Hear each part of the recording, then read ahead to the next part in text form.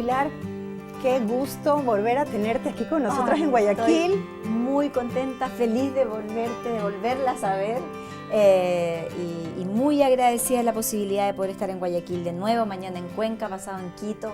Así que voy a tener un lindo recorrido por Ecuador en estos días. Qué maravilla. Muy bien. Vienes a dar la conferencia de Viva la Diferencia. Sí. ¿Cuáles tú crees que son las principales diferencias, así como para Lo que pasa una es que eso ha cambiado mucho. Yo ahora estoy trabajando justamente en un próximo libro que va a ser la actualización del Viva la Diferencia, porque este libro, la investigación partió en el 95, el libro salió en el 2005, y ya hay un montón de cosas que no pasan, hay un montón de cosas que hoy día suenan machistas, hay cosas que yo describo en el libro que ya no están pasando y hay otras que están pasando que yo no describo en el libro porque no ocurrían en ese momento. Es la evolución. Claro, y además tiene que ver con todo este movimiento de las mujeres y con el cómo hemos ido cambiando estructuras internas primero y después sociales que hacen que estas diferencias ya no sean tan claras ni estén tan dibujadas. De hecho, yo creo que una de las cosas que es importante aclarar es que las diferencias son entre lo femenino y lo masculino, no entre hombres y mujeres. Que creo que de alguna manera ya entendimos que sexo y género no es lo mismo. Y que yo dentro de mí tengo que lograr equilibrar elementos femeninos y masculinos primero para poder relacionarme de forma positiva con lo femenino y lo masculino que hay afuera, digamos. Y por lo tanto, habiendo hecho todas esas explicaciones, yo diría que la clave todavía diferenciadora entre lo femenino y lo masculino es lo retentivo de lo femenino y lo soltador de lo masculino. Esta sensación de lo femenino de retener todo, líquido, celulitis, constipación, muchos recuerdos, excelente memoria, el tema insistente, lo preguntonas, lo reiterativas. Yo creo que eso todavía sigue formando parte de lo femenino. Y lo soltador, que es olvidadizo, que habla poco, que recuerda poco, que no es culposo, que avanza rápido, que por ahí se pueden olvidar de hijos porque van avanzando tan rápido que no procesan, es todavía una característica intrínseca de lo masculino. Y por lo tanto, la tarea que todavía se mantiene es que lo femenino está como estimulado, por llamarlo así, a tener que soltar en la vida. Y lo masculino está estimulado a tener que retener. Y eso incluso va desde lo biológico, digamos. O sea, para un hombre dejar de ser eyaculador precoz, que lo son todo al principio, tiene que aprender a retener. Y una mujer para poder tener orgasmo, para poder no ser constipada o sufrir de estreñimiento toda la vida, tiene que aprender a soltar. Lo mismo con el parir.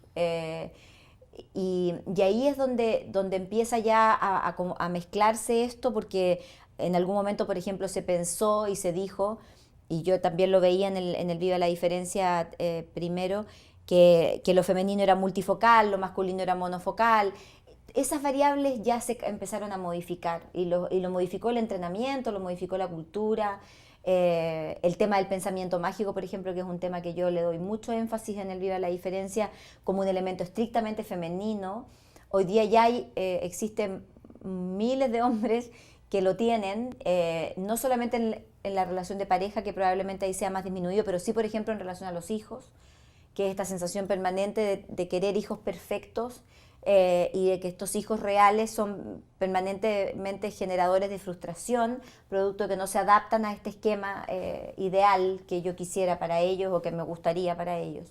Ahí se rompen un montón de cosas muy conservadoras que nosotros hemos vivido, se empieza a parecer que el no es no y que no significa insiste o sigue buscando. Claro. Y ahí es donde se deriva todo lo que ha habido en términos de denuncia de acoso sexual, donde el decir ese no era un acto importante para evaluarlo como acoso, incluso en términos legales.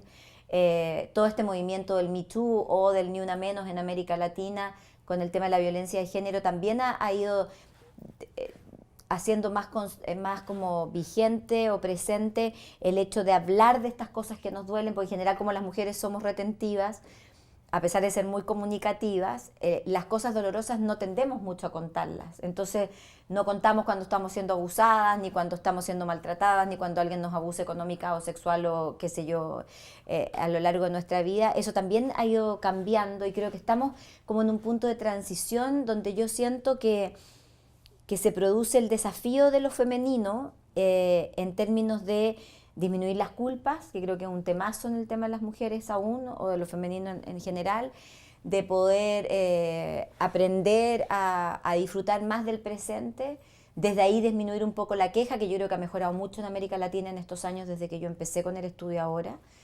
Y lo masculino, por otro lado, tiene la maravillosa travesía de entender que ya no conquista ni con sexo ni con plata, y que de alguna manera tienen que transformar o desarrollar habilidades emocionales como ser inteligentes, tener temas de conversación, tener sentido del humor, expresar lo que sienten, que son cosas que las mujeres hemos hecho históricamente antes porque no teníamos otro espacio, digamos. Entonces nosotros aprendimos a ser encantadoras por los siglos de los siglos porque no teníamos más espacio que mostrar que eso. Como hoy día las mujeres tenemos más cosas que mostrar dentro del mundo de lo público y también de lo privado, los hombres tienen que entrar al mundo de lo privado también y dejar de decir y cambiar cosas en el lenguaje, ¿no? Dejar de decir el hombre me ayuda en la casa, porque la casa no ayuda a nadie, la casa se comparte. La casa es de ambos. Exactamente. Las mujeres que trabajamos fuera de casa tenemos que empezar a usar la frase de que yo trabajo fuera de casa para poder validar a las que trabajan dentro. Las que trabajan dentro tienen que dejar de decir que solo son amas de casa y sentirse orgullosas de esa tarea.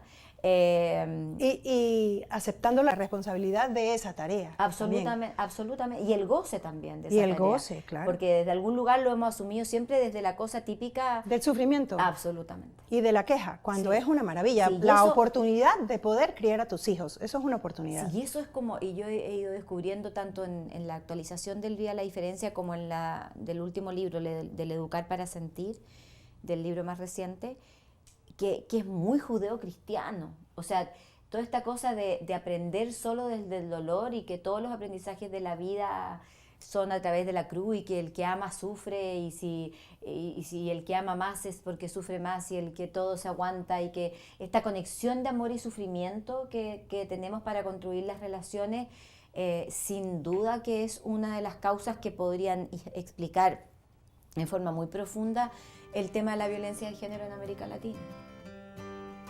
Qué interesante, Pilar. Muchísimas gracias. No, gracias a ustedes. Feliz de poder estar acá, de seguir en contacto y de mantener este vínculo que ya es un vínculo amoroso que se mantiene con los años. Muchas gracias. Gracias a ustedes.